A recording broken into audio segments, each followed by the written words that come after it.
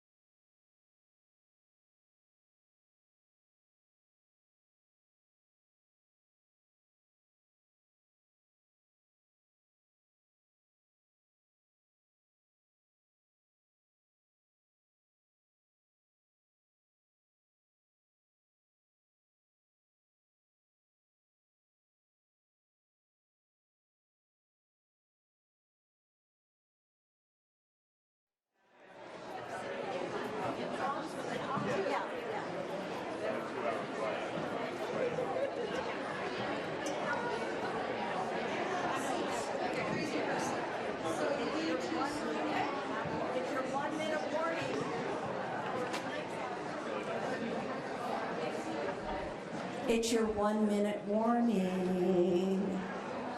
We're almost ready to go.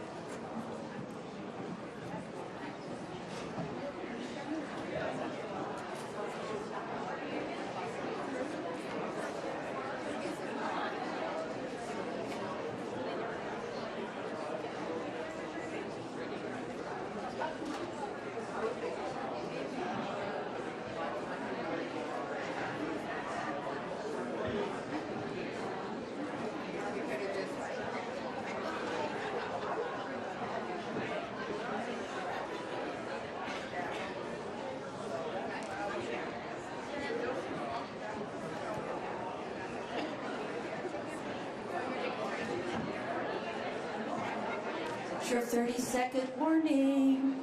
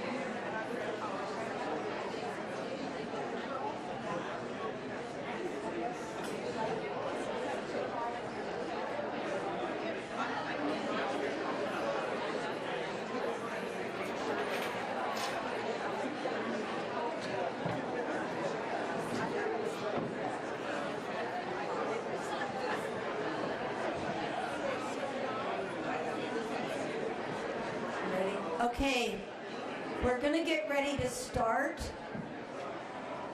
the second day of the first, maybe annual, if we all do very well on our pre and post tests and we can get funding to continue cluster conferences in the future, or maybe we'll all just decide that we'll figure out how to do this at least every other year with or without federal funding. I knew that will be a real stretch for us in the West, but what I'm hearing so far is that people are really enjoying the opportunity to interact with folks from other states. So I hope that yesterday was a good day for everybody. Yes? I could hear lots of people at Rogue Hall last night talking about how they could get beer home. And I want to tell you, if there are any people from the federal grants offices in the room right now, that I'm going to bring over a giant bowl of bubble wrap at lunchtime to leave here if people are serious about taking home some beer or some voodoo donut beer or whatever else it was that you found over there. The bubble wrap was not purchased with federal funds. So I feel free to offer it up to people who would like to take advantage of that, and it will just be sitting over there. I've got a couple of announcements that I want to make. First of all, for all these meals, all of the plates, the cups, everything are compostable, and the university does compost. So when you're tidying up your tables, and I really hope, especially at the front, that folks will be very judicious about keeping the tables tidied up, because we start videoing another session almost 15 minutes after these are over. So you can set up your compost. Jess Louise, who you met yesterday afternoon, who's the chair of this conference, WAVE, is over by the compost area. Any of us would be happy to help you with composting. Make that happen. That's important. I want to announce right away that we had a little area in the program where, due to a number transposition, which I've done 100 times myself, the AmeriCorps and RSVP criminal background check session was left out of the program. It's actually in the first session this morning from 10:30 to 12 in room 236. So that's 10:30 to 12 in room 236 for AmeriCorps and RSVP criminal background checks. We're also looking for volunteers. So you committee members, you commission staff members, I believe a number of you got the voluntold assignment this morning where I just made a decision that you got to volunteer to be a room host for a session. Jess has also got the volunteer sign-up sheets. We are looking for both folks to be room hosts, which usually is making sure the handouts get passed out and that the speaker has everything they need. Not a big deal. If you've got a session you're going to and you want to volunteer to be the room host, that would be fine. And there's a little position description, like pick up the handouts, not a big deal. On a bigger deal is the fact that we heard loud and clear yesterday afternoon that we didn't have enough senior core topics at the breakout sessions, at the special practice sessions. We actually lost another one of the ones that we did have this morning. So we have 3 that we would love to fill and a 4th that was particularly requested this morning. And if you are interested in doing an ad hoc conversation in this room for a senior core topic, so there are fewer people at a discussion area, Robin, who's waving her hand, who's on the committee from Washington State, tells me that the choices are difficult conversations, which is ending a senior core relationship with a volunteer with dignity intact. You know, sometimes they don't want to leave us and sometimes it's time for them to go. So if anyone has big secret hints or at least some good ideas or is willing to facilitate a conversation about what you need to really help make that happen, we will be looking for someone for that one. And the best practice sessions this afternoon are right after lunch from 1:45 to 2:45. The second one is developing volunteer assignments. The third one is data collection software. The fourth one is environmental focus area. And this one actually came from someone who was looking for people who might be for the senior core specific work in the corporation focus areas. And the specific question they asked was like, how to run a thrift shop and figure out how much you kept from going to a landfill. So it's a wide open area, and I know that the environmental focus is different for RSVP volunteers who aren't as apt to go out and dig trails as the AmeriCorps members are. So if it's an area of interest to you and you would at least like to lead a conversation, or if you have practice in the area, and I would actually say that, where's my friend Nick from Nevada, who has a lot of experience with environmental related things, that if he wanted to at least go and sit in on one of those panels, it would be fine, because we do have a lot of expertise in the AmeriCorps world on environmental related issues, and that might translate very well over to what you all are looking for. And then of course there was always self-selected. So if you have a topic, Robin will make you a table sign and we can get going with that. It's sometimes difficult to remember that senior core people are far and away the largest contingent at this place, and we thought, oh, 3 will be plenty, but it clearly wasn't. So step up and volunteer for that. In a day when we're talking about communication, I want to apologize that I think I forgot to tell the session people yesterday afternoon what we decided to do about handouts. So if you went to a session and you were expecting a handout for everything and you didn't get one, here's why. Number 1, we kill a lot of trees for pieces of paper that get thrown out when you're getting ready to pack your suitcase and it's too heavy to go home. Number 2, everything is on the website for you to download. So what we agreed was that you will have 2 copies of complete presentations on every table in a breakout room, and everybody will have a copy of anything that's an actual worksheet for something that you're going to work with. So if you've been asked to be a session host, or if you're going to be a future session host, that's kind of the deal. Okay? So you won't have a handout for an entire packet. but you will always be able to get it online, and they're online now, and that was why the encouragement for folks to bring electronic devices if they could, so they could just get to those. And speaking of online, welcome to the online community. I'm sure our friends in the Northern Marianas are not awake yet, or they could be because it's already tomorrow there. I get very confused about the fact that you look at the map and they're south of Japan, but they're really, we're east of Japan. But the way the maps always look, I can't remember if they're before us or after us when they get that far. So if you're here, Northern Marianas, hello. Otherwise, from me, a big hello to the people in the Okanagan, which is where I was born in north central Washington, and everyone else. I would like you to know that there's a lot of online chatter happening during the sessions, and so it's really working quite well. I'd also like to take a minute to acknowledge the PSU folks who are doing all this filming. This is really quite a great treat. You're going to have access to all of the sessions in this room and 32789 for long after this conference. This is the first time that they've ever done a conference where they streamed 2 different sessions at the same time. They've got some cool new tools that they've been playing with, and this would not be possible without the university and the students that are working with the staff on making it happen. So let's give them all a big round of applause too. The other thing that's happening on the first page inside the cover page, where I hope you also took some time to read about the meaning of the logo, the 4 directions, the indigenous people of the world, what the colors and the directions mean. Underneath it is the hashtag. Now I'm a twit, I don't tweet, but tweeting is happening out there, and if you want to tweet something about something good, if you're going to tweet and go, oh my gosh, those breakfast burritos were too spicy, don't bother. But if you have something really good you want to say about what you're doing today, at any time, feel free to tweet. And there are people out there that are doing what I'm not quite sure it is, which is why it's really good that we're spending today talking about communication. You all know that you hear from folks at the corporation that being able to talk about who we are and what we're doing is really important. So today we're turning some of our focus to storytelling. And when we realized that that was an important thing to do, we knew exactly who we wanted to turn to.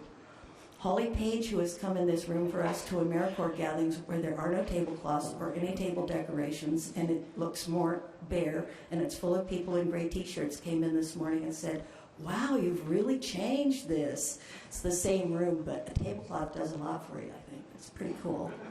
So we've known Holly for quite a while, and it was like evident that if we were going to try to do this, that she was the person that we wanted to come and start this off. I consider her a very good friend of National Service. I hope that you will look at her website. She started as a journalism major in high school, or working on her newspaper in high school, as did I, which may be one of the reasons I'm kind of fond of her. I was one of 2 reporters in my high school newspaper because it was very small. She has done a lot of work in journalism and broadcasting, and Wave One, the group that she represents, also does a lot of filmmaking and helping nonprofits tell their stories through film. So she has a lot of tools, a lot of great ideas. I consider her a brainiac of the storytelling world, and I am very pleased to ask her to come to the stage and share her wealth of knowledge with you. So join me in welcoming Holly.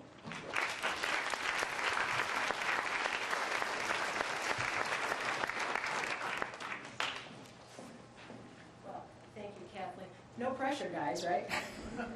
Well, I am thrilled to be here. I was, as Kathleen said, 2 years ago I spoke. We're okay? We're getting audio on a lav? Move it. Well, actually, I'm on a lav, so do you want me to put this down? Sweet, thank you. And thanks to these guys, because I'll tell you, it's much harder being in front of the camera than being behind the camera, so I've managed to dodge the camera for many years. One of the things I am so excited about today is to see all of you. I mean, wow. Wow, wow, wow. When Kathleen said that there would be about 200, 250 people, I thought, wow, really? To hear about storytelling? So I'm thrilled that you're here. One of the things that she mentioned is that I am a journalist from a long time ago. When I started in the journalism business back in the dark ages of the late 70s, I did it. Obviously, I was one of two reporters in my high school paper, too. I went on for a career in television news, and then my husband and I have started the Wave One group, which helps nonprofits tap into the power of their stories. So that's really what I want to talk about in the next few minutes, is helping you tap into the power of your story. And one of the things that I want to do, it's going to be fairly fluid. If you have questions, I know there are microphones on either side. If I say something that you say, wow, I want to know more, feel free to ask a question, and I'm going to do my best to answer that in the time that we have. I'm also happy to stay afterward if you have any further questions. So I'd like a show of hands here to tell me how many people here are from AmeriCorps. Just give me sort of raise. Sweet. How about Senior Corps? Wow. Excellent. And how about the folks from CASA? Okay, so we've got a wide group of people. I'm curious for you, maybe shout out a little bit, give me some challenges that you're currently facing about how to tell your story. What's kind of getting in the way? Mm-hmm. Keeping the program relevant. Keeping the program relevant is a challenge. Anybody else? Relevance is a big thing, absolutely. Confidentiality for CASA folks, definitely. How about some other challenges that you've run into recently? Mm-hmm. Recruiting unengaged young people. Recruitment, big thing. So one of the things I want to kind of talk about as we move forward is the why that we tell the stories, what makes stories relevant. I'm going to engage in some true confessions in a few minutes and talk about why stories fail, because over the years I've told many stories. Some have been really great and some have just really tanked. And so I'm okay, I'm confident in my errors to help you prevent making those errors. I want to talk a little bit about the rule of 5 in terms of storytelling. A big one is identifying your audience. And finally, talk a little bit about storytelling in the digital age, because it is a brave new world, it's a brand new world, and it's an exciting new world to get your story out in ways that just haven't existed in our lifetime. So I want to just get started real quick by stating the obvious, which is, well, why stories? Kathleen told you a little bit about my story. I'm sure that in the time that you have been here and had some coffee and those yummy breakfast burritos, you have probably shared stories with each other. Stories are the way we human beings communicate with each other. We've been doing this since the beginning of time. I believe that stories, in the most simplistic way, they help us make sense of ourselves. They help us make sense of our world. We're just hardwired to tell stories. I think stories also help us communicate ideas. Through story, we can share ideas, share our points of view, try to find some common ground, try to find the relevance in what we do to share our point of view with what we do. I also believe that stories can inspire, they can inform us, they can educate us, they can persuade us. I believe that what you do each and every day, as you work with volunteers, as you try to recruit volunteers, you're telling your story in a way to get them on board, get them on your wavelength. And finally, I think that stories create community. They really help us find that common ground. I mean, let's face it, the world is pretty chaotic right now, right? I mean, you don't have to look far. Washington is a great example, but even in your own communities, there's just a lot of chaos going on. And I believe that stories help us find that common ground and kind of make sense of things. Now, one of the things that I've said is that human beings are storytelling animals, and we are. But there's a lot of science that is going on about storytelling and how our brains respond to stories. And I want to just briefly touch on that. I found this slide a couple of weeks ago, and I love this.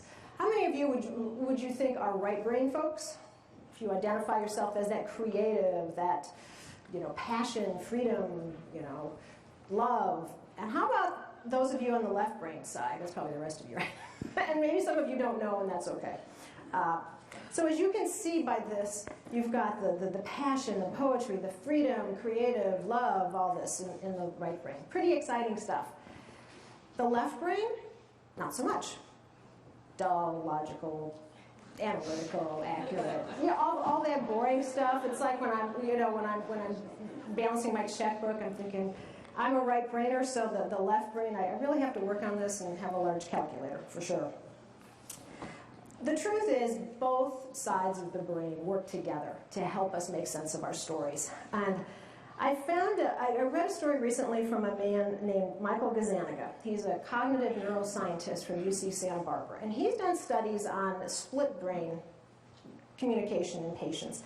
And what he discovered is that for all the great passion, love, creativity of the right brain, it's the left brain that acts as an interpreter, that really makes sense and organizes our memories into the plausible stories. So when we listen to a story, we're really activating both parts of the brain. So that's good, and they help us make sense. They help both sides of the brain help us pay attention and make sense of the stories that we hear.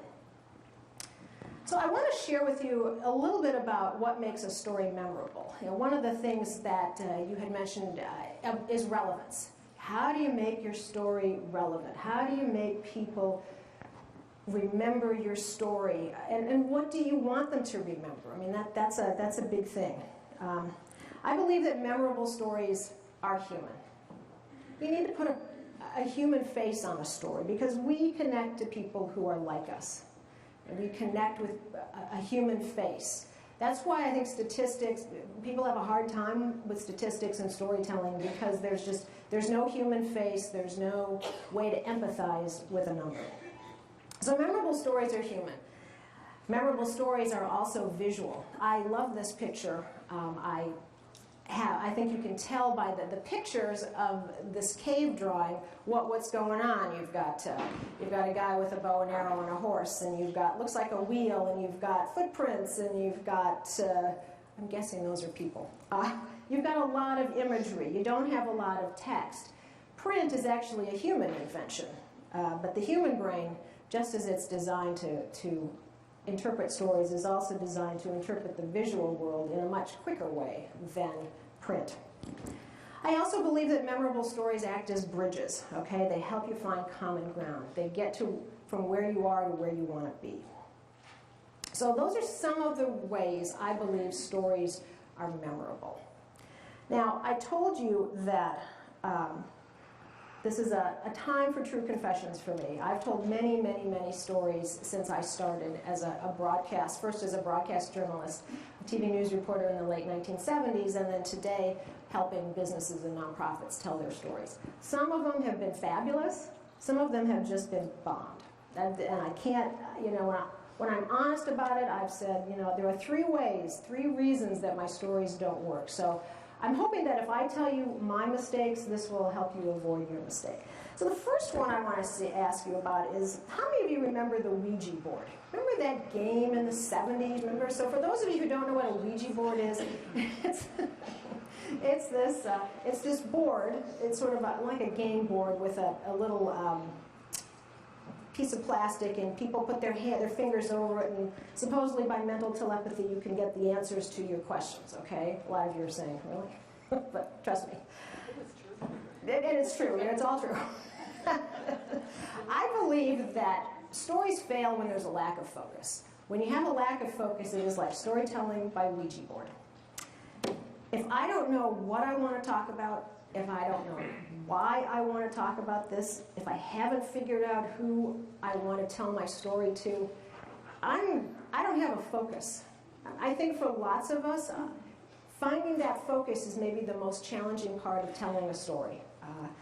The other reason a lack of focus can harm your story is that I haven't identified the key points I want to get across.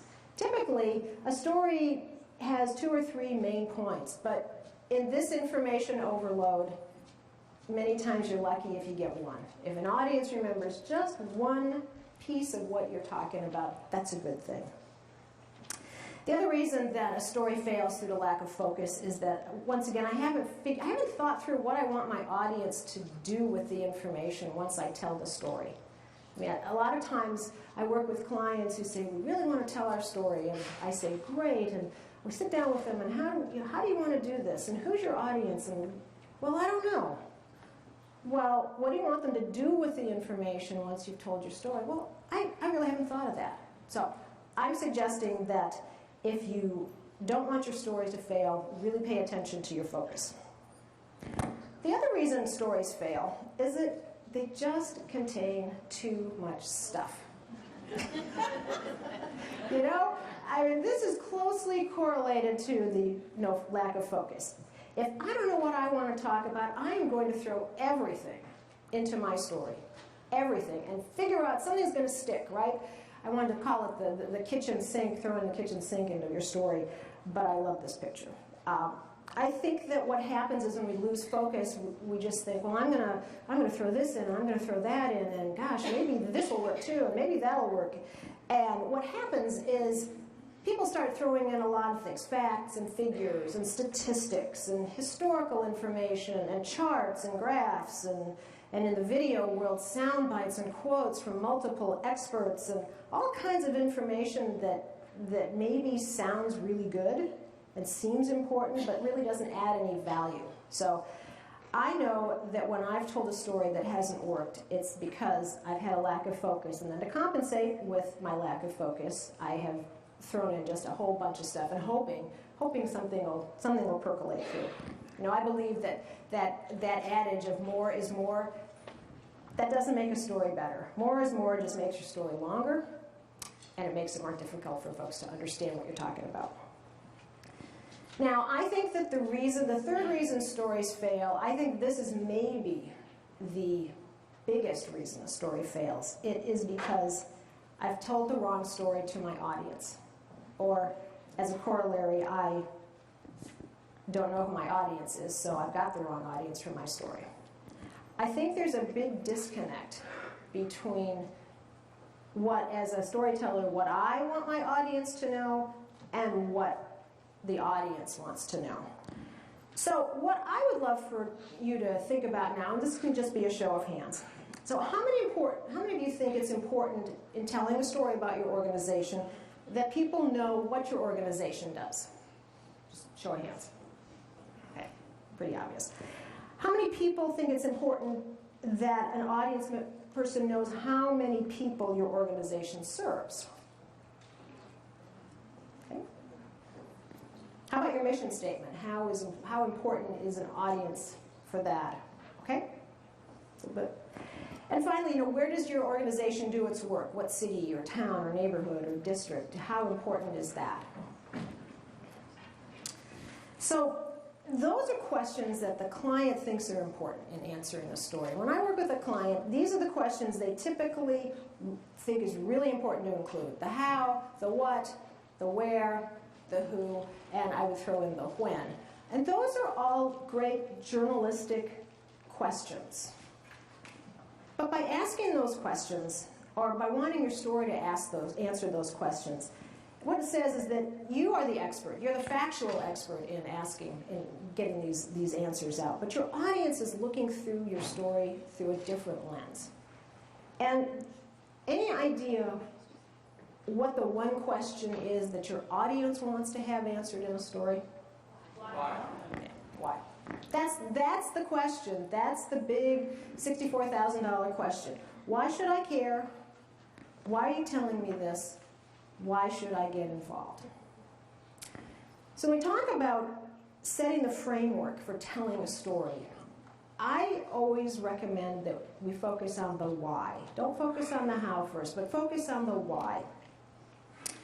So one of the things I would like to do is talk about how we could focus on the why by telling a story and setting the framework for a story about a natural disaster. And the natural disaster I chose was that EF5 hurricane, or tornado rather, in Oklahoma, outside of Oklahoma City in May. I mean, that was a scary thing. 1,200 homes were destroyed. People were $2 billion in damage, people were killed. This was nasty. The thing about telling a story about a natural disaster is that most people, most journalists, most organizations want to focus on that big picture, that big story from 30,000 feet. So when I show you this picture, let me get some reaction. What's your reaction when you see this picture? Wow. The wow. Anything else? Any other? Total destruction, devastation, heartbreaking. How many of you would want to know more about this story just after looking at this picture? You can raise your hands. How many want to know? Okay. Why is that white? Who lives in those houses? Yeah, I saw that too. Who lives in the houses? Where'd they go? How many of them are alive? How many of you would be confused after looking at this picture? I am confused at looking at this picture. The reason is, for me, is that I don't know what to do with that kind of information. I don't know what to do with that visual thing. So I start to think, well, who are these people? And why should I care about them? Clearly, I mean, this is this unimaginable horror, but my mind has a tough time kind of processing that. So one of the things that I learned really early on in my television news career, where deadlines were really tight. Sometimes I'd be asked to tell a story, set up the interviews, go out, film it, write it, produce it, edit it, and get it on the air in 2 or 3 hours. That's a lot. And have a minute and a half to tell it. Not a lot of time. So the way I learned how to tell stories is based on what I call the rule of 5. And it's the 5 elements that every story needs to have in a story. You can have a boatload of other elements, sub-elements, but you got to have the 5. So what I wanted to do here is take a page out of the Hollywood playbook, and let's see how Hollywood used the rule of 5 to tell a story about someone who was displaced by a tornado. Now, we're not in Kansas anymore. The first element of the rule of 5 is our hero. The hero represents the human face of the story. So we're going to call our hero Dorothy. We see that Dorothy looks like a really bright-eyed young woman. She looks well cared for, well loved. She has a little dog. We know that we can surmise that she likes animals. She's our hero. She's going to go through a journey in a story, and she's our human face, and we're going to empathize with her. We want to know, we're on her side. We want to know what makes her tick and how she resolves whatever she's going to go through. So the rule of 5, the first rule is to have a hero. The second rule is to have a villain. You have to have a bad guy. You have to have a bad girl.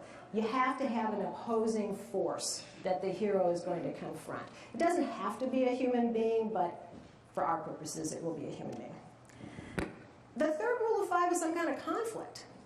It's the kind of friction, the disagreement, the argument or discord between the opposing forces. Now, in our particular story, the conflict has to do with a pair of red shoes that our hero has and that our villain wants.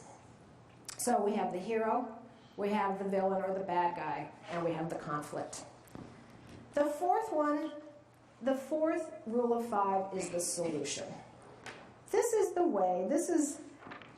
way our hero is going to figure out how to solve her problem. So in this particular case, we have our hero named Dorothy with some of her friends she's picked up along the way, heading off to this great castle in the hopes that somebody at this castle is going to help her figure out what to do with her red shoes that she has and how to use that to get where she wants to go, which is to get back home. And so the fifth element to the rule of 5 is what I call the happy ending. Every story has a happy ending. In our hero, Dorothy's case, she figures out through the solution that through her red slippers that she has the power to do what she wants to do, which is to get back home. So happy endings provide sources of hope to your audience. They tell us that on some level, the world is right. The world makes sense to me. Now, happy endings aren't always what we would call truly happy. For those of you who work with CASA, happy endings might not be that a child goes back to his or her parents. Maybe a happy ending means that through the court system, the child never sees the parents again. Well, would that be a happy ending? Well, maybe not if you were in a functioning family, but maybe that's a version of a happy ending for a CASA story, because the child has a chance at a positive life. So happy endings provide sources of hope to your audience, and they're unique to every story, and they're also unique to your audience. So I've covered a lot of ground here, and I appreciate you all taking notes. And I'm wondering if you have any questions, comments. We're all good here. Okay. You get, again, for the RSVP programs, we serve a lot of populations, a lot of, heroes, and there's potentially a lot of happy endings. How do we take all these different stories and make them one? Well, that's a good question, and you must have read my mind, or at least read my PowerPoint, because that's exactly what I'm going to segue into. Yeah, the question was that how do you tie a lot of happy endings, a lot of people that your organization serves, all of who have stories about happy endings? How do you kind of tie those into one big happy ending? Is that okay? Well, the thing that you really have to understand about a story is your audience. When we've talked about setting the framework for your story, you've got the rule of 5, you've got what makes a story work because it's human, but you really have to understand your audience. Now, the great thing about a story is that it can have many chapters, and you can appeal through your story to many different kinds of audiences.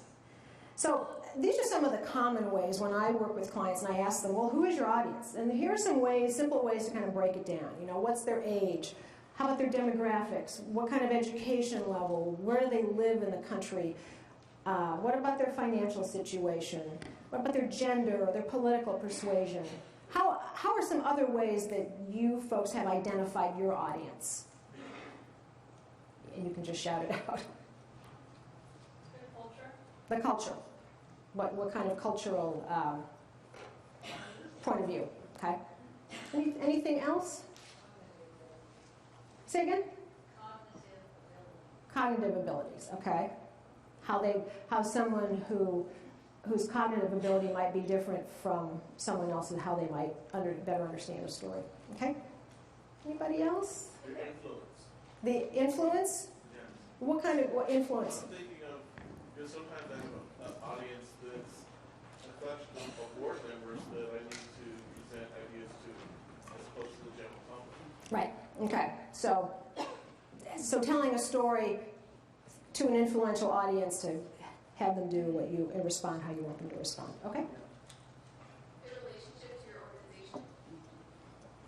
Their relationship to your organization. And yeah, and through that relationship you can figure out, well, how old are they? How are they connected to my organization? Do they give money? Do they give time? Are they college graduates? Are they over 55? So there's lots of ways to how they're connected to your organization. Yeah. Any other thing? Yeah. Potential volunteers. As a potential volunteer. So who would be that kind of audience? And how would you tell a story to attract a potential volunteer? Yep.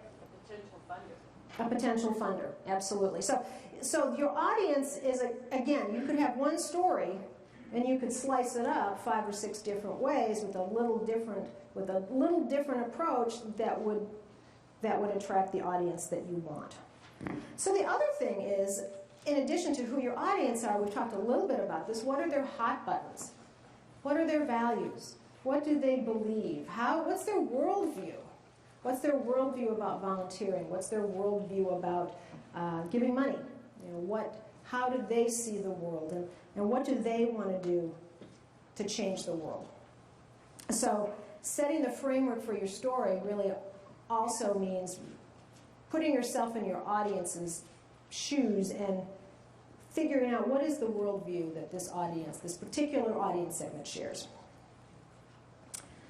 So I'm curious, for folks in the AmeriCorps pod, what would be hot buttons to tell the AmeriCorps story to a group of college graduates? How would you do that? What would you appeal to a group of college grads that might want to know about AmeriCorps? Experience. That they would gain experience? Okay, experience. Use your idealism, so like change the world. Okay? Okay. Being part of a team. Being part of a team. Anything else? Figuring out what they want to do in life. Okay, figuring out what they want to be when they grow up. Gosh, I could. Can I come to AmeriCorps? I'm still figuring that one out. Exploration. I heard that, or maybe different things. Career exploration. Yeah. I mean, what about? Can it lead to employment? Can it lead to learning leadership skills? Can it lead to knowing that you're making a difference in your community and playing out the ways you think are important to change the world? Yeah, those are all great hot buttons to think about when you're telling a story about AmeriCorps. Now, what about Senior Corps? Same thing. You've got an audience of potential boomers, right? Recent retirees, maybe looking for something to do. How might you figure out what the hot buttons are to an audience of recent retirees who might have some time to volunteer for Senior Corps? Continuation of learning. Continuation of learning, okay. Uh-huh. Opportunity to share their skills. Opportunity to share their skills, maybe give back, there's sort of that encore career kind of thing, okay, right? The legacy you want to leave? The legacy you want to leave, so it's how somebody wants to change the world and maybe they want to make it a better place than when they came, okay? Uh-huh. A way to continue to receive the respect and adoration they've garnered in our neighborhood. A way to, I like that, a way to feel, can I just paraphrase, relevant and appreciated because I think for folks who retire and they don't have an office to go to or a career, that can be a challenge to figure out what I'm going to do every day. Yeah. To meet new people and be socially connected. Yeah, to meet new people, to be socially connected. The thing with boomers and senior citizens, as we get older, we really have to fight isolation, don't we? So those are great ideas for how to attract, how to tell a story about Senior Corps, at least in figuring out your audience's hot buttons for that. How about the folks at CASA? How would you tell the CASA story to potential CASA volunteers? Because that's not an easy organization to volunteer for. Yeah, we tell the story and it chases people away. Yeah, I mean, I trained as a CASA volunteer about 10 years ago, and I thought, wow, I don't have the skills needed to be a CASA volunteer. I was grateful that I went through the experience, but I thought, wow, these volunteers are in it for the long haul, and it can be a long slog, absolutely. So you've got my admiration for that, because it's not for everybody. So how else would you tell a story? Because you don't want to scare people away. So what do you say? It's high commitment. It also has high meaning and purpose. Yeah. You know that they're making a difference if they're able to stick in that program. Right. I mean, it's not for everybody. In fact, that's probably how CASAs are telling the story. We're not for everybody. It would be like the Marines slogan, we're looking for a few good men, a few good That's right. heroes. The few, the proud, the Marines, those who, many are called, few are chosen, right? I call them the Navy SEALs. The Navy SEALs. The Navy SEALs. How else would you appeal to potential volunteers up for CASA? What would be audience hot buttons that you might want to at least think about tapping into? How much they need. How much they're needed. There's a lot of basic positions that are appointed. They become a party to the case. There's a lot of education involved in ongoing education. And they receive a lot of support from our office. So there's a lot of dignity. I mean, when you step up to the plate, you're really changing. You have the opportunity to change lives, a child's life, a family's life, in ways that you might never know, right? You might never know. And as I understand, CASAs often on cases for 3 or 4 or 5 years. It's a long time. So yeah, I mean, I think tapping into dignity, tapping into making a difference, tapping into that being bold that many are called, few are chosen, and we're really picky who we choose. So, yep. So let's see. Uh-oh. I have to admit that I'm a Mac person, not a PC person. So let's see if I can get this back. Help. I'm a Mac person too, Help. When I prepared this talk, I prepared it on a Mac, and I was going back and forth, and I thought, this is great. And then I get here and I think, oh, it's a PC. Ooh. Uh-oh. Did it just go to sleep? All right. All right. So I'm wondering if we've covered a lot of ground. I've covered a lot of ground here. And I'm curious if you have any questions or if this is so overwhelming that you're just saying, what do I do? Uh-huh. My overwhelming part is,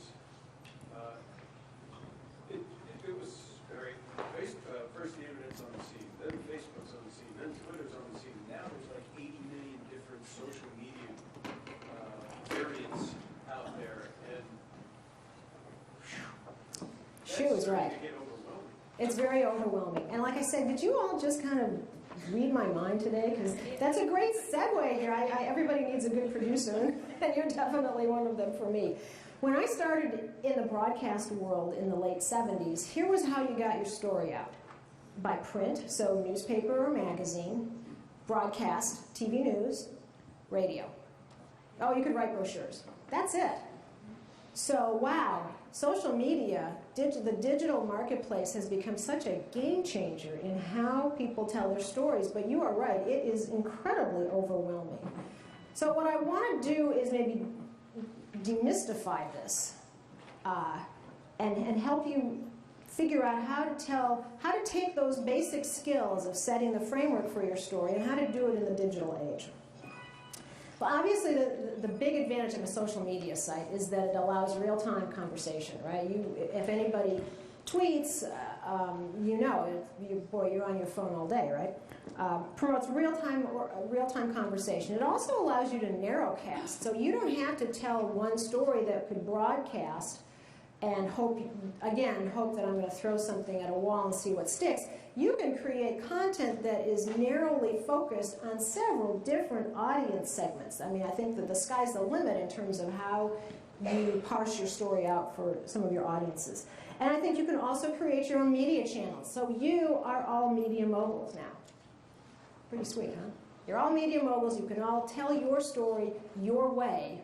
And you don't have to wait for a reporter to call, or you don't have to keep pitching reporters. So that said, there are about 80 bazillion social media channels out there, absolutely. I'm going to focus on the few that I'm familiar with. And the first one is Facebook. Facebook was founded back in the day, that day being 2004, which is incredible to me, that Facebook's only been around for 9 years.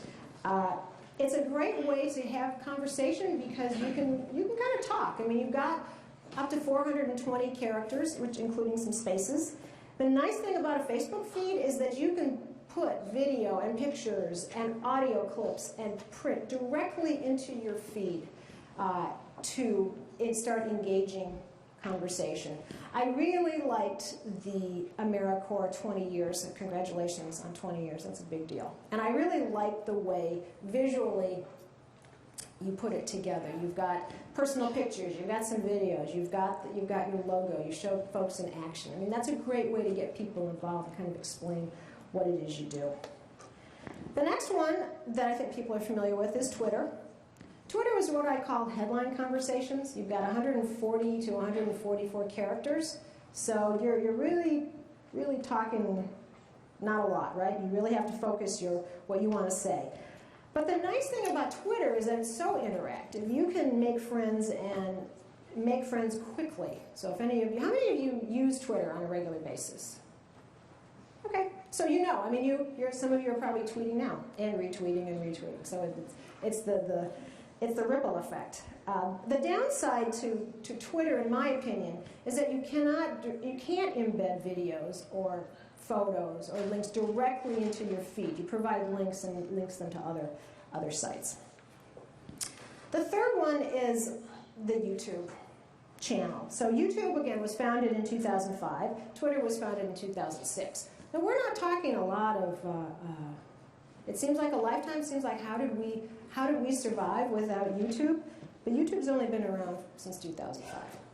Now, the thing I like about YouTube is that it gives you an opportunity to have video libraries. You have your own media channel.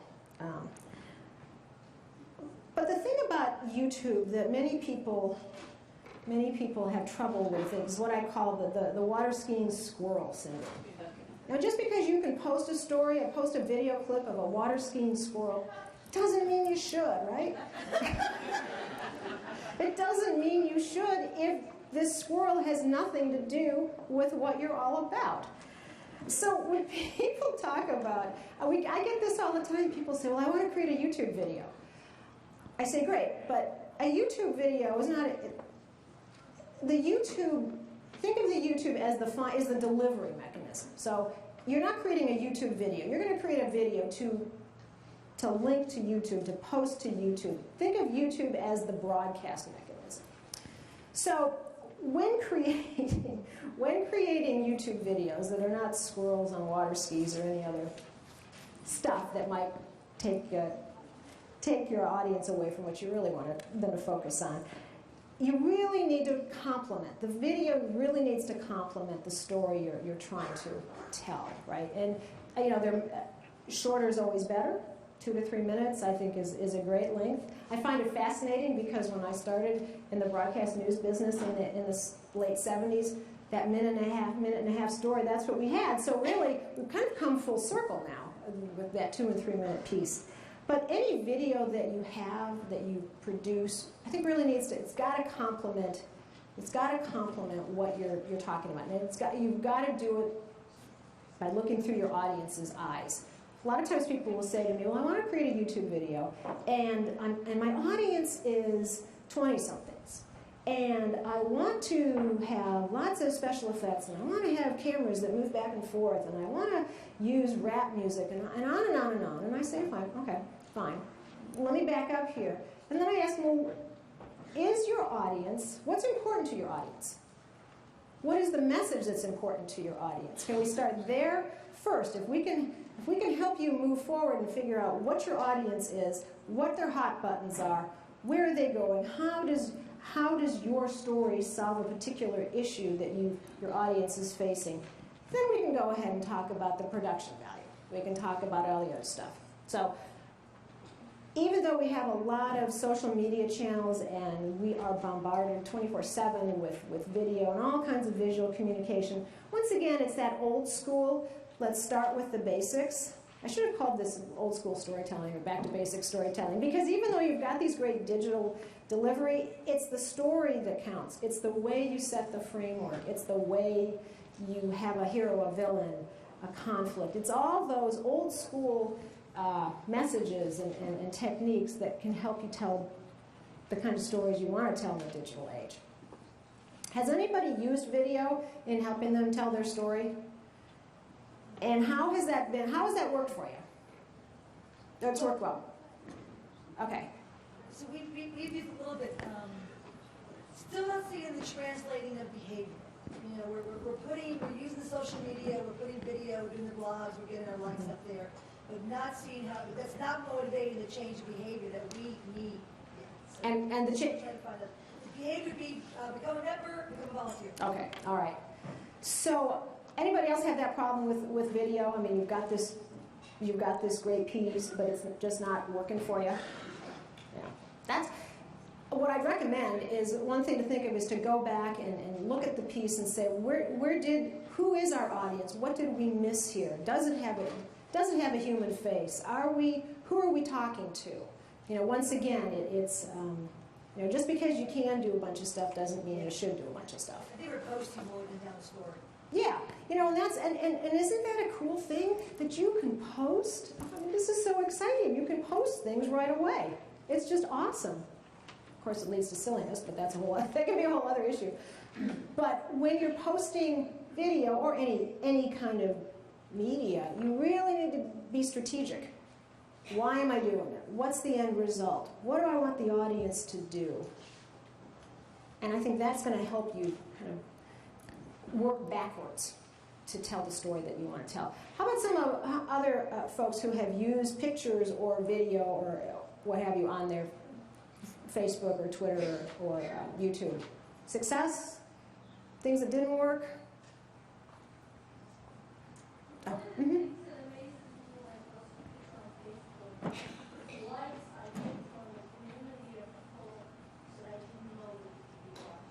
Mm-hmm. Yeah. I mean, that's really cool that you have that social media allows you to connect with people. Now, the trick, of course, is to translate those likes, right, into whatever, volunteer, you know, that's that call to action. Right? So, Our video, it has amazing stuff in it, but it was edited sort of by our agency, and I think it became relevant only to our agency. I mean, it was like all of the stuff with our students speaking got edited out. Mark and I are in it. Nobody wants to see us. You know, but you know what I mean? I don't know that it, in the editing process, if it actually does any. So in other words, what? It's cool, and it fades in and out. And there's probably a squirrel in there, right, as a cameo. Well, I think you point out a really good thing, and a lot of times people create videos, again, thinking that they are the audience. Okay, so perhaps it was your agency, or it could be the client, not you folks certainly, because that's not what you're about. But I've had clients who have said that it is all about them, and that's a real tug of war. I think my recommendation is to have a lot more talk up front in the planning. I mean, I spend an enormous amount of time with clients, sitting down with them, really talking about their, you know, we get really strategic. When it comes to fundraising, how much money do you want this 3 to 5 minute video to help you raise? You know, that's maybe a bold conversation. That's a bold question, but it gets people thinking, well, if I want to raise $300,000 or more at an event, then how am I going to tell a story that's going to help connect my message to donors who might have money to give? So yeah, I mean, I think that one thing that can really help is to keep your story human, have that human face, have that hero, tell a personal story, and really keep it simple. Anybody else have had issues, problems, video, or things that worked for them? Mm-hmm. Things that work for us are utilization of Facebook, and it accomplishes a couple of things, I think. It highlights some of the great things that are going on, Right. but it also helps us to recruit, because we put a lot of our volunteers up there and the things that they're doing. Yep. And then they show that to their friends, because they're on it right now. And oh, that sounds like it would be a fun thing to do, you know, and we have people joining directly as a result of that. That's great, you know, and that's that human story. Everybody likes to talk about themselves. Everybody likes to see themselves on TV. Everybody wants to show their friends, hey, I'm involved in this. So I think that when you talked a little bit about how to get all these happy endings into one story about a happy ending, I might suggest telling personal stories that each have that happy ending and kind of weave them together. Yeah. I've also found it's a good way to provide recognition to volunteers as well, and putting it on there and talking about the awesome work that they're doing. And you know, sometimes it's those little things that can really go a long way. Right. And yeah. And so if you've got a video and you're saying, all right, I want my video I want to attract more volunteers, and the way I'm going to do it is have a volunteer recognition video to show our great volunteers doing that great work. That's a great, yeah, absolutely. That's a great strategic way to tell a story that's going to get you where you want to go. Any other questions or comments or things you agree with or disagree with, or yeah? Sometimes, I know I go on reporting, writing things out, numbers and stuff for the agency, and then I set out to start producing videos, but making making the situations fit that dramatic arc, just it falls apart. I go out there to shoot footage, and the footage I envision getting, you know, is one thing. What I come home with is just these chunks of non-dramatic, there's scenes, this and that. So it sounds like you need a storyboard before you go. But then that gets into like reality TV where you content. Well, yeah. Well, I mean, you probably don't need to have a big storyboard, but I think if you go out and you say, okay, I'm going to tell a personal story about whoever, right? And he or she, the bad guy, if you will, is that he or she has lost their job. The conflict is figuring out, what am I going to do with my time? The solution could be, well, what organization are you from? AmeriCorps. Okay. So AmeriCorps, great opportunity to take skills that you've learned, meet new people, and the solution, the happy ending, right, could be, maybe it's not a job right away, but maybe it's greater understanding, and maybe it's meeting new people and making a difference. So stories don't have to be Cecil B. DeMille dramas. They can be really simple, so having a storyboard or just having an outline. Here's my hero. What's important about this hero? Here's my villain, my bad guy. What's this mean? Here's my conflict. Here's my solution, and here's my happy ending. So maybe if you can approach it that way, and you have an idea of what you're doing before you go out, that'll save you some time when you get back and you say, oh my gosh. Or if you had a statistic and you said, one out of every, I'm making this up here, 1 out of every 4 college graduates, it takes them 9 months to find their first job after graduation, okay? Sue Smith is one of those 4. This is what she's going through. And Sue Smith starts saying, well, I went to Portland State and I had this degree in economics and I really love this, but I got out of college and nobody was hiring economists. And really what I wanted to do was work in a low-income community, helping fight gang infiltration. So I didn't have those skills. I wasn't getting a job. I visited AmeriCorps, and they set me up in a school or something. And now I'm doing what I want to do. I don't have a job yet, but I'm on my way. So there you've got that happy ending. That's not maybe a traditional happy ending of I've got a job, but she's on her way, and she's making contacts, and she's making friends, and she's feeling confident, and she gets up in the morning and says, I am thrilled that I'm alive, and I thank AmeriCorps for helping me get up every morning and make a difference. So, that sound good? Yeah, there are lots of ways to do it. I tell people not to think about Hollywood, okay? Even though I used a Hollywood example, videos don't need to be that big Hollywood production.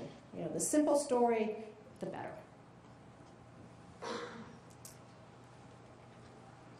Anything else? Yes?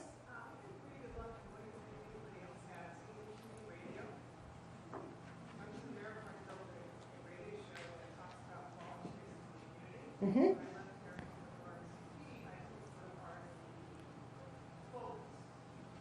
Nice. Yeah.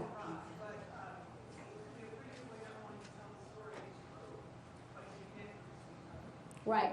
So that's a great idea. She was talking about setting up radio and with RSVP, right? Started as an AmeriCorps member.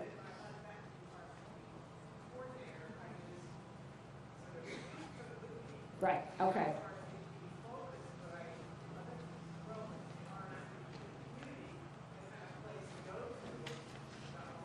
Mm-hmm. Yeah, so you could have audio podcasts to talk about stories of RSVP members or AmeriCorps members or whomever, and those are great opportunities using audio. Again, you can post that to your Facebook feed. You can link that to your Twitter. I'm not sure you could use video primarily with YouTube, but there are a million other ways. You could maybe pin it to Pinterest. So there's all kinds of ways, just using the traditional media in new ways to tell your story. That's a great idea. Yeah. When you were talking about the 5 points and the villain piece, I'm struggling with that because when we're trying to tell stories to involve volunteers or I have to work with all 3 programs. So I'm sitting here trying to kind of see how that fits.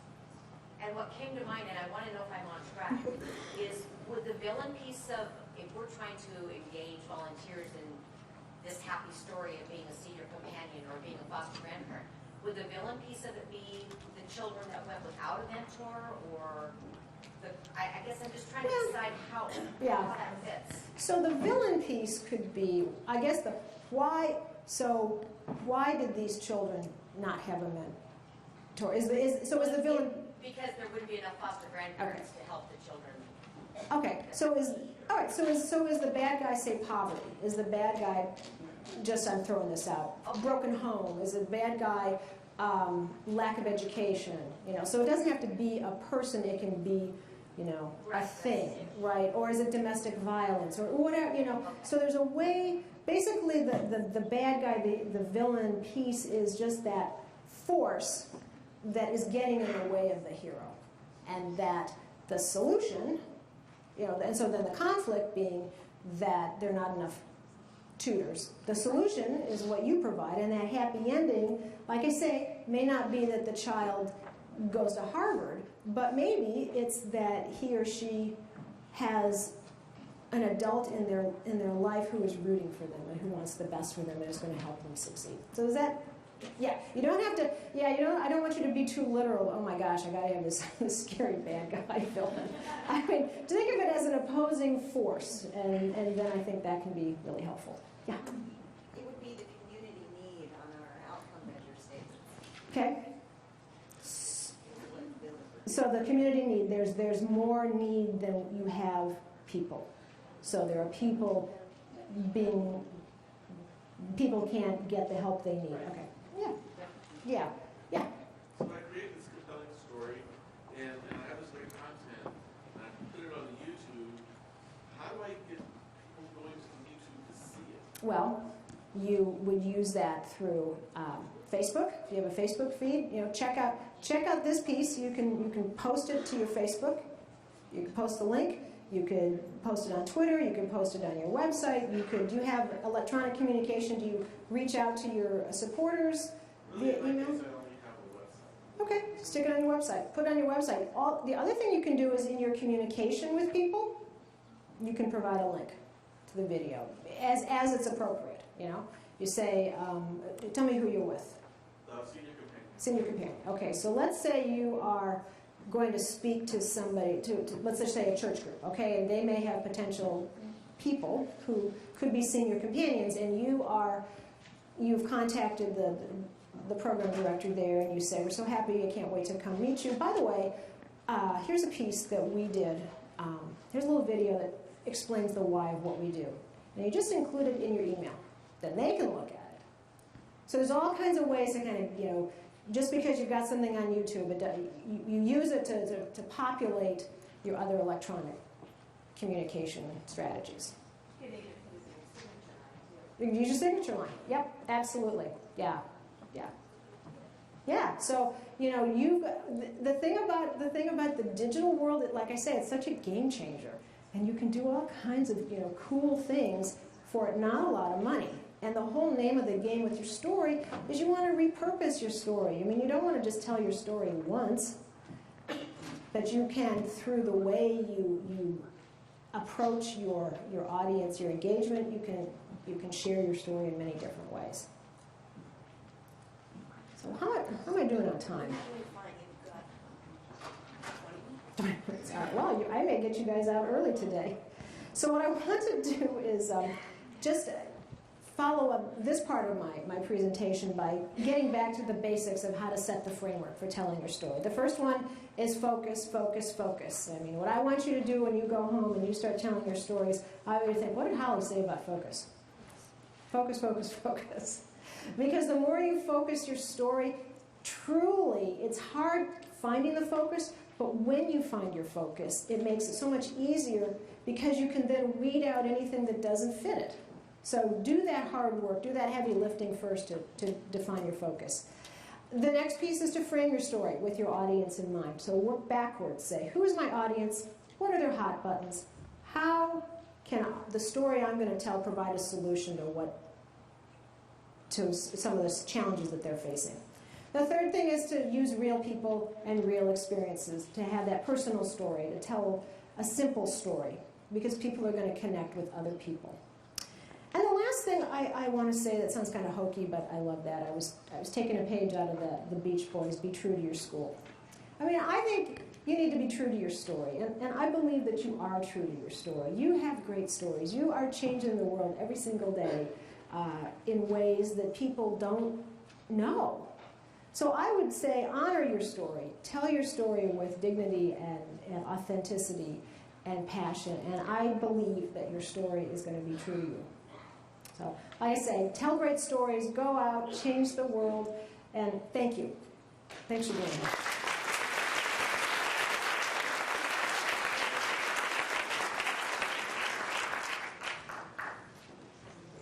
And I will be here to answer questions. I'm going to ask the first follow-up. Okay. So, we can't afford to hire Wave One to help us with this storytelling, with making our video. And there are other people in the room besides me, I'm quite sure, who don't really understand even how to take a still photo on their smartphone, let alone make a video on their smartphone.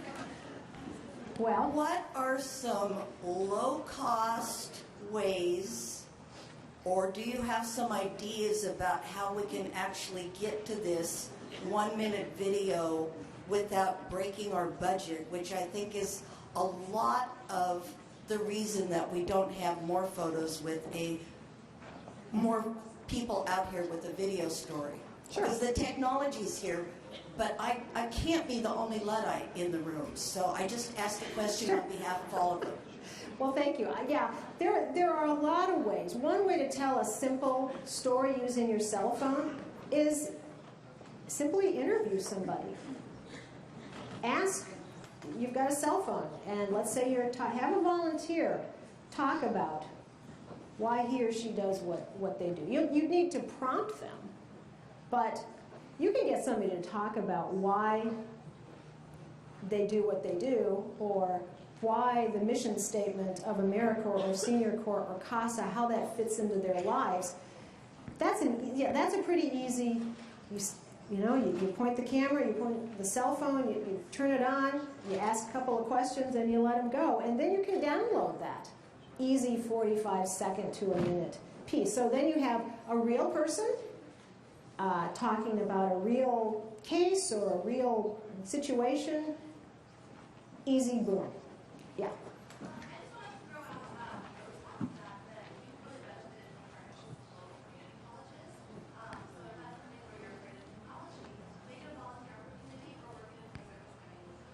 Mm-hmm. Yeah, community colleges can be a great resource. Here in the Portland area, you've got Mount Hood Community College. They have a great TV station. But all the community colleges could help, have either AV departments or filmmakers or that sort of thing. But really, the thing I would recommend is be strategic, okay? Know what you want to say. Because there's all kinds of ways to tell a story, but do that heavy lifting up front to really focus. What is it that I want this 45-second clip to convey? What do I want this picture to convey? If I were going to write a headline for this particular person, what would that be?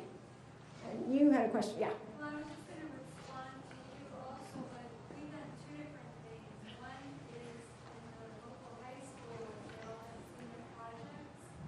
So we let seniors come into our organization and we place them, and then you ask them, show me how you don't do it, and they'll show you. The other thing we've done is we've got a high school,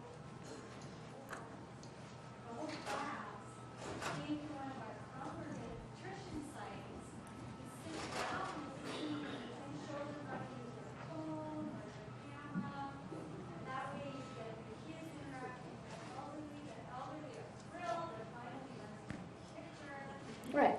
So yeah, so having students come in, high school students come in and teaching seniors how to use the technology, I think that's great. Yeah, I mean, it doesn't, again, when you're using video, when you're using audio, when you're using pictures, you need to figure out how is this person on the other end going to receive this. That really needs to be the driving message, not high production values or any of that, although they're important. That just serves a different kind of audience. But you can do it, yeah, with some thought out, how do I want this audience to respond to this? And what do I want my audience to do? What's the call to action? What do I want them to do with the information once I show it? So yeah. Does that work? Yeah. So there are lots of ways to do it. Yeah, and don't let budget get in the way, but really take a firm, take ownership of your story. So I've got two people on the mic. Who was first? Okay. You can go if you want. Okay. I just wanted to follow up quickly at our table. I was saying, because I work with Campus Compact, so we work with higher ed institutions, and I think in terms of thinking about that piece around thinking about your audience, if you're trying to recruit people to help you with this, for college students, unpaid internship has a lot more credence and is a lot more resonant, because there's so much information about having internships being a way to get a job, and having that people are looking for that as opposed to a volunteer position. So I think it's interesting, even in terms of recruiting someone to help you do this, you have to be thinking about who your audience is and making sure you're using the right language that will attract students and people with that skill set. Yep, absolutely. Thank you. So my question has to do with the making of videos. So we're all under this one national organization. Can you speak to the use of like stock videos? If there was one created higher up that we could all then utilize locally, do you see value in that stock library of photos and videos and posts, or do you think that it doesn't need to be that localized? I think that stock footage can be great. I think it helps to have a local angle. I think that I understand that when a national organization of any kind creates a video that is sort of that umbrella one, the temptation is to use it because you can use it.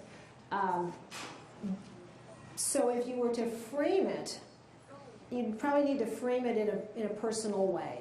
Here's Mary Smith and this is her story. But I also believe you really need to focus on your local community, because that's where your volunteers are. So you can definitely do both, but I would find a way to localize it, even if it's in your pitch. Okay? Let's see. You. Thank you for your presentation. Well, thank you. I have a quick question for you. You've referred to a call to action a few times. We've had varying degrees of success with that. We use the social media outlets that you talked about during your presentation. We've worked on videos, we have newsletters. Every once in a while we'll get, and we're featured in our local newspaper, every once in a while we'll get somebody who says, oh, I saw that article and I'm volunteering because of it. But that's kind of few and far between. So I don't know if that's because we're not identifying our audience correctly, or whether, I'm just wondering, what is the impact that you have seen using these kinds of outlets? And I can take my answer. No, that's fine. That is a great question. The question is, how do I, once I've created a video or used a picture or audio, how do I get that call to action? How do I get that to stick? And I think a lot of it is to remember that your media doesn't exist in a vacuum. Okay, it's never just out there by itself. You might make a presentation and include showing a story with the call to action that we need more people like John Smith to volunteer. And did you know that John is one of 25 new volunteers who we signed up in the last 60 days. So your media shouldn't exist in a vacuum. So the way you engage the call to action is, again, if you're setting it up on your Facebook page, you can write the text. This is a great story about Joe Smith. He's one of 25 new volunteers, we always need more. You know. So you want to just always find a way to use it and keep it lively, but never in a vacuum. Does that make sense? Yeah, just always find a way to include that call to action, either in person or on your website or in Facebook or in any of the tweets that you do. Yeah. Yeah. Yeah, I had one comment and a question too. So the comment was about the video production, about being a Luddite. One thing, there's a lot of video software out there for editing. Like let's say you do the interview, but they said a few things you don't want to include, but some things that are really good. Windows Movie Maker, which is included in most versions of Windows, is a really pretty good program for dragging and dropping clips, and you can cut it off where you want and do a fade and set music behind it just by playing around. It's pretty simple. And then we've also got AmeriCorps members. I sometimes try to look for members who have a little bit of affinity for that, and then they can help out with those things too. The question I had for you was, let's say we have some of those resources. We're out, taking videos and interviews when we can. The process of storyboarding was my question. So when you decide you want to make a video and you want to tell the story, could you get a little bit more detailed about what the process is from going from the idea of this is kind of the general thing we want to say or we want to get out there to this is how we're going to plan the video moving from this shot to that shot, or just what does that process look like to make a better final product than just one clip? Mm-hmm. Okay. Yeah. Well, the first thing, it starts with an outline. I think you really have to. It's almost like when you're writing a paper. You remember how to do that outline? You figure out what your couple of key points are, and that needs to guide what you're doing. So sometimes you're going to have a script. The way that I produce stories are through interviews and people's own words. So my script isn't necessarily a written script, but it's definitely an outline where you're saying, so we want to show. We want to show Susie walking down the street, and Susie is going to walk into, what's the organization where you're Habitat for Humanity. Habitat for Humanity. Okay, so maybe Susie doesn't have a house, or maybe Susie, so you would start once you figure out your process, the key points you want, then you can kind of work on the visuals to sort of write a little script, introducing your hero, so the hero is Susie. The villain is, wow, maybe she lost her job, and maybe she couldn't pay the rent in her apartment, and she is now living in a motel. The conflict is she wants a roof over her head because she has 2 children. The solution, of course, is what Habitat for Humanity offers, which is that opportunity to be involved and get some skin in the game in building a house that Susie and her children can live in. And then your happy ending is you showing them getting the keys to their house. Does that make sense? So sort of once you figure out, if you think about those 5 key points, you can kind of plug in. You've got your introduction, you've got your hero, you've got your villain, you've got your conflict and the solution and the happy ending. That can help you kind of weave in the solution that Habitat for Humanity provides. And you can talk about how Susie might be one of however many people who Habitat for Humanity helps every year. And so you can kind of get a little bit of that how we do it into the why we do it and why you should care for Susie and for all the other people who Habitat for Humanity helps. Does that make sense? Yeah, and I was interested in the thing you said about the picture of them walking into the organization. Because I noticed that in TV news a lot, they get a lot of footage of things that really, you wouldn't think to put that in there, but it does kind of set the scene, so kind of how you think through what shots to get. Yeah, I mean, you can think through a lot of ways to do it. A lot of it is sitting down with your team and thinking about being intentional about the video you shoot. So if you want somebody to walk into the office, well, what do you want them to do when they get there?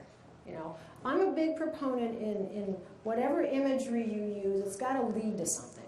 So, you don't want to have somebody walk into the Habitat for Humanity office and that's it, right? Because what happened to them? So if you're going to do something like that, which I think can be a great way to provide a visual cue for, oh yeah, this is what this is about.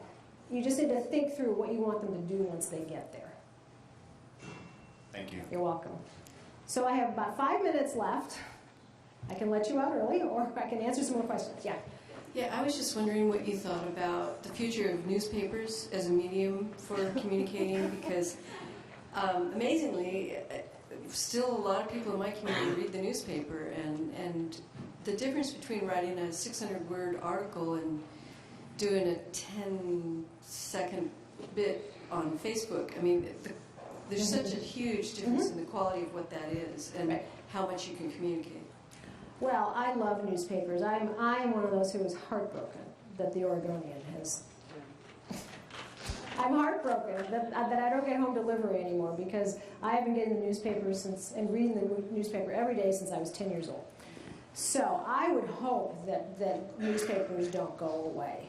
I think that there's an opportunity for everything. I'm a big proponent of the both and. So I agree with you. A 600-word article in a newspaper can be very powerful, and you can use it for future marketing, for reprints, and for, you can post that in your digital communication, Facebook or website. But I think newspapers are great, and I don't want to see them go away. So yeah. Anybody? Yeah.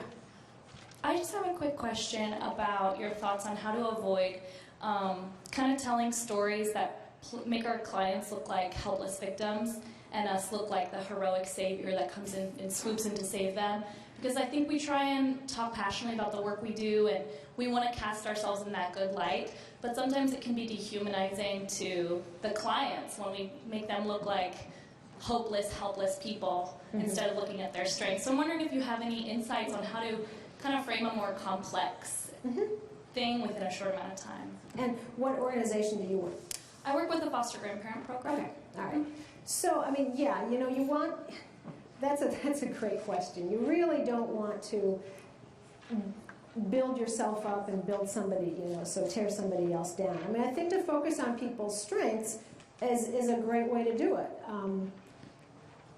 Life happens, and sometimes it doesn't happen the way we would like it to happen, right? I mean, and thank goodness that there are organizations like Foster Grandparents and AmeriCorps and Senior Corps that can help people kind of get where they want to go.